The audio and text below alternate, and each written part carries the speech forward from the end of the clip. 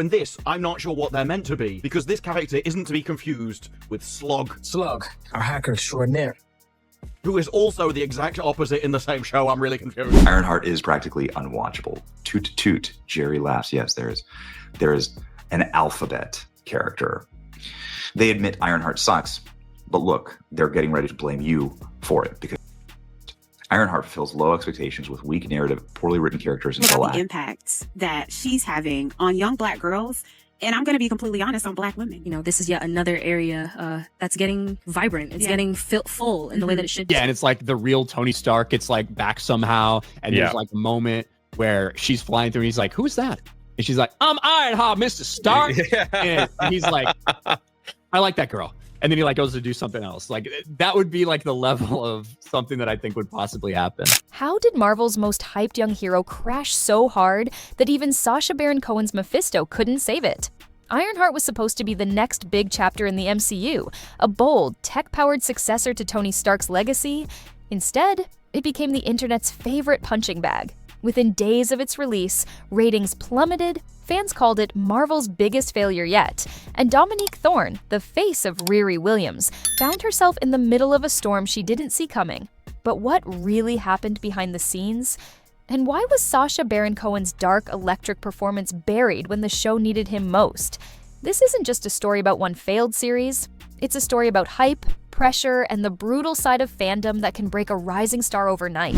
To really reckon with what that means for the life that she wants to lead. It's very short-lived. It's brushed over really quickly, and she kind of reverts back to her old self. But one thing is for certain about this series is that old agendas aside, let's be very real about this. There's a lack of character development.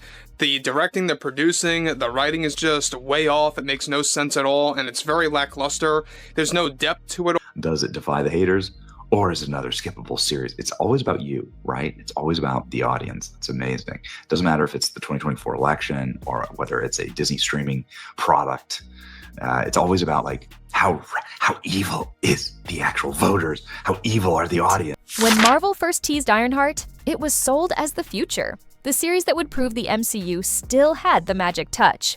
Riri Williams, a genius-level inventor, was positioned as Tony Stark's spiritual successor, a young Black woman with the brains and ambition to build her own suit of armor and redefine what it meant to be a hero.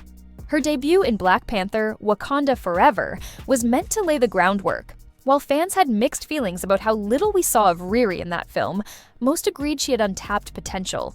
A solo series would give her space to shine, to step out from the shadows of Shuri and T'Challa, and to establish herself as the next big name in Marvel's ever-expanding universe.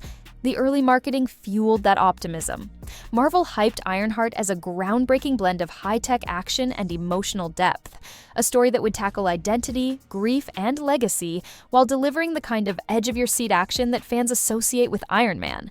The trailers teased sleek technology, daring heists, and a younger, grittier take on the MCU formula. Social media ran wild with speculation. Could Ironheart surpass WandaVision or Loki in terms of creativity? Was Marvel grooming Riri to lead the next Avengers lineup?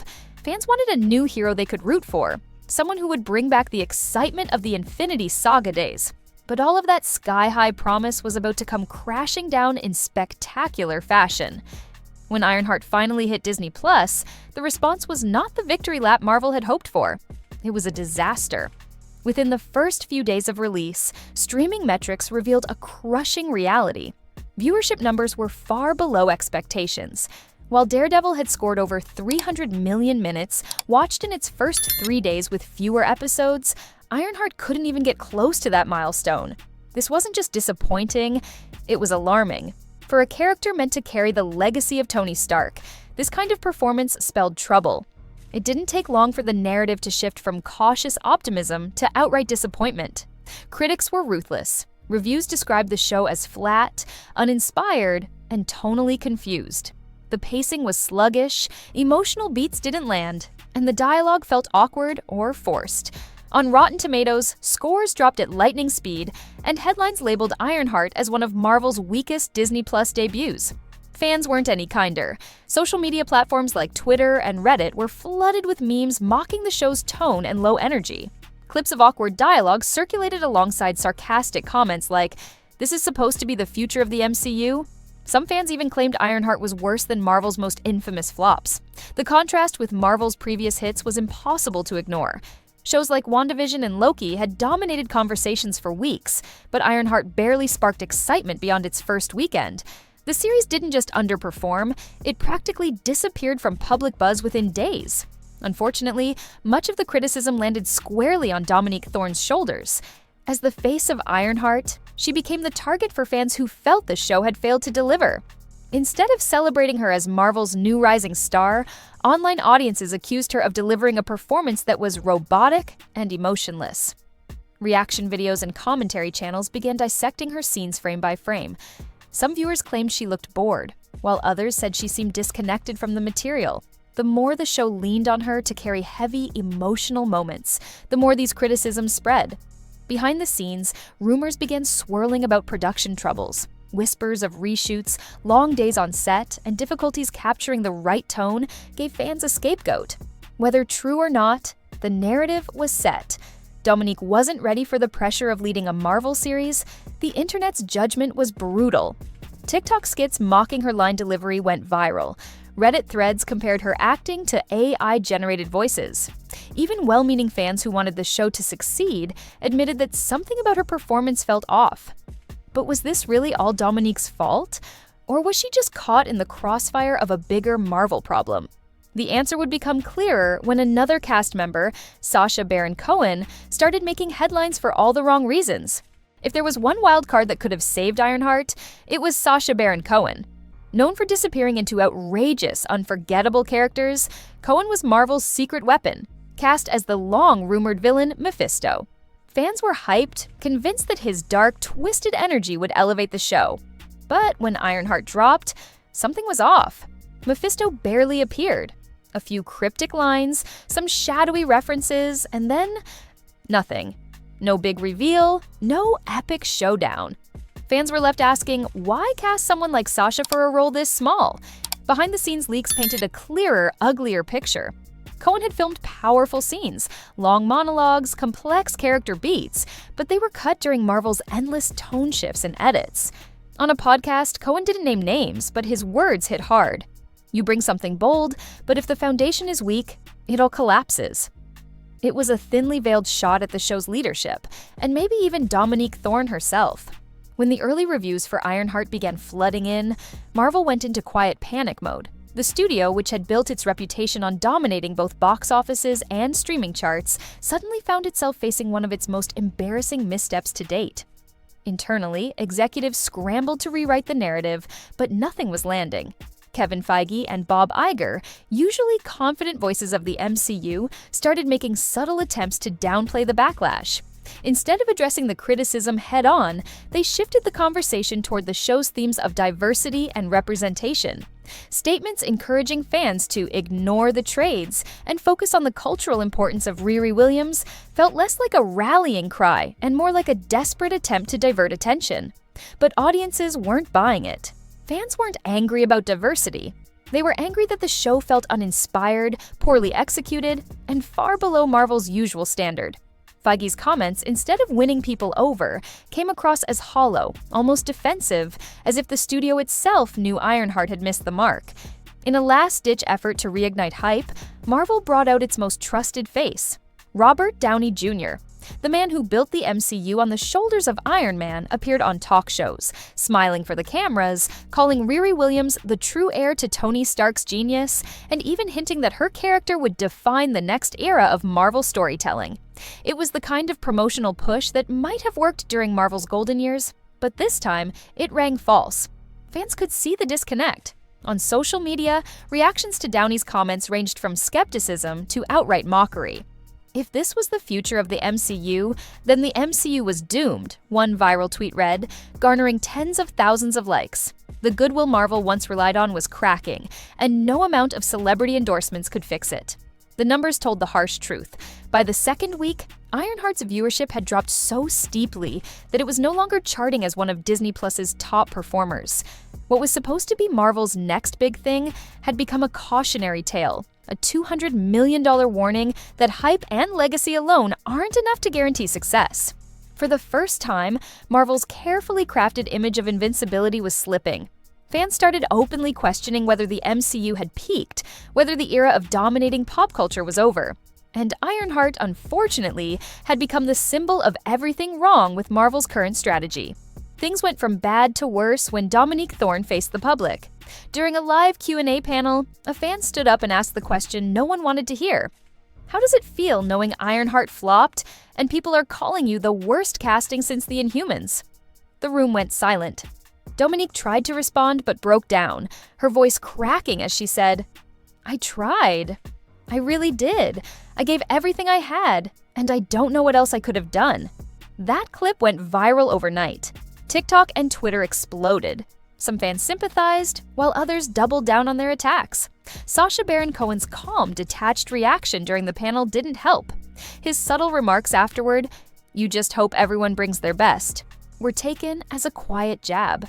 In the days that followed, Dominique deleted her Instagram posts, canceled interviews, and retreated from the spotlight.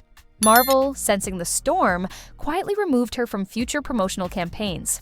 Dominique Thorne's emotional breakdown at the live Q&A didn't just make headlines, it lit a firestorm online. Within hours, clips of her tearful response were everywhere. TikTok creators added dramatic music, slow-motion edits, and captions like, "Marvel's fall from grace." The clip trended for 3 straight days, sparking an avalanche of commentary. On Reddit, fans went into overdrive. Entire threads were dedicated to dissecting Ironheart's flaws, with titles like, "Where did Marvel go wrong?" and "Dominique Thorne isn't the problem, Marvel is." Others weren't as sympathetic. Brutal comparisons popped up, with some users claiming her line delivery felt like an AI reading a script. The anger didn't stop there. TikTok became the front line of the fan revolt, with viral videos side-by-siding Dominique's scenes against Sacha Baron Cohen's leaked Mephisto footage. The difference in energy was stark. While Sacha's cut monologues oozed charisma and menace, Dominique's scenes were labeled flat or uninspired. Hashtags like Justice for Mephisto, Marvel Flop, and Replace Riri dominated Twitter trends for nearly a week. Some fans even petitioned Marvel to give Sacha his own standalone Mephisto series, without Dominique or any connection to Ironheart. For Dominique, this wasn't just criticism, it was a full-on digital spectacle, the kind that can make or break a career overnight. And while some fans defended her, arguing that Marvel's writing and direction set her up to fail, the louder voices online were unforgiving. Marvel's response? Total silence. No official statement defending Dominique. No acknowledgement of the backlash. No comments about the rumors of cut Mephisto scenes. The same studio that once prided itself on fan engagement suddenly vanished from the conversation. Internally, however, whispers began to leak. Insiders hinted that Marvel had already shelved Ironheart Season 2, quietly and without fanfare. Toy tie-ins and merchandising plans were scrapped mid-campaign, and Dominique's promotional appearances were abruptly canceled. The silence wasn't just passive, it was strategic. Marvel, still reeling from box office struggles and franchise fatigue, couldn't afford another PR disaster. Instead of doubling down on Ironheart, they shifted focus, pushing the narrative toward their upcoming heavy hitters like Blade and Fantastic Four. But fans noticed. The lack of communication only added fuel to the fire. Was Marvel cutting ties with Dominique? Was this their way of erasing Ironheart from their long-term plans? Online, the speculation grew louder, and Marvel's refusal to answer only made the situation worse. For Dominique Thorne, the fallout was devastating. What should have been her breakout role turned into a PR nightmare that followed her everywhere. Casting directors and studios began to hesitate, unsure if her name could carry a project after the Ironheart backlash. Dominique herself retreated from the spotlight. She deleted her Instagram posts, avoided interviews, and refused to comment on the controversy. For a young actress, this kind of silence was telling. It wasn't just about hiding from criticism, it was about survival. Hollywood is a place where perception can end careers. Dominique, once hailed as Marvel's rising star, was now being treated as a risky investment. Rumors spread that her multi-film contract with Marvel was being quietly renegotiated, or possibly shelved altogether. Yet, not everyone blamed her. Some industry insiders argued that Marvel's chaotic production schedules and assembly line storytelling left her with little to work with. They claimed the character of Riri Williams was underdeveloped, and no actress, no matter how talented, could have made it work. But sympathy doesn't trend. What trends is spectacle. And as Dominique faded from the public eye, Sacha Baron Cohen's star only burned brighter. While Dominique was being buried under headlines, Sacha Baron Cohen was everywhere, and fans couldn't get enough. His name dominated social media, with clips from his interviews spreading like wildfire. Fans praised him as the savior Marvel didn't deserve, calling his one-episode cameo the highlight of the entire series. The leaked behind-the-scenes footage only made him more legendary. One viral video showed Cohen fully transformed as Mephisto, delivering a chilling monologue that was never included in the final cut. The crew's stunned reaction was audible in the clip, with someone off-camera whispering, "That was unreal." Fans were furious that these scenes had been scrapped, calling it Marvel's biggest mistake since cutting Norton's Hulk arc. Calls for a Mephisto standalone series grew louder by the day. Fan petitions and hashtags demanded that Marvel give Cohen free rein to explore the darker, supernatural side of the MCU, and insiders began hinting that Marvel was listening. Rumors circulated about a Disney Plus special presentation featuring Mephisto as a central figure, this time with Cohen's full performance untouched.